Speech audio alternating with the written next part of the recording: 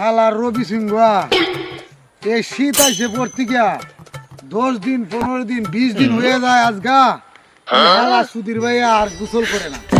এরা কিভাবে গোসল করেন লাগবো, এরা একটা অপমান করতিব কিভাবে যে দোকান দেখানো কইয়া এর বদনাম মারতিব বলে এই রবি সিংহ হালায় এ আর ইয়া করে না, গোসল করে না, গোসল করে না। শীত আইসে পড়তে গিয়া একদিন গরম পানিতে গোসল করছিল এ এমনি এমনি ডাইলা সাবান টাবান কোনো কিছু মারে নাই, আজকে দোকানে গিয়ে আলাপটা চালাই দিতে।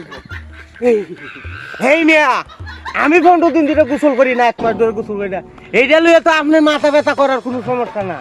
আমার বউ যে জায়গায় মাইনে দিছে, আপনি আমার এই বন্যাম দোকান ফাটে মানুষের হাতে কাটে কইয়া বেড়াইতেছেন।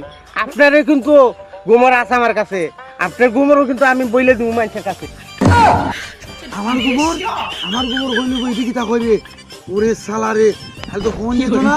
এখন দোকান ফাটে যা হইব রবি সিংহ ডেলি 3 বার গোসল করে, সজ রক্ত, জোর রক্ত, হাসো রক্ত, এটা হইয়া তোর লাগবো না রে ভাই। রবি সিংহ আমি তোর কাছে মাপ চাই, আমার গোবর বাদ করিস না, তুই ডেলি 3 বার গোসল করস, আমি কা দোকান ফাটে এটা কোয়া ধরবো।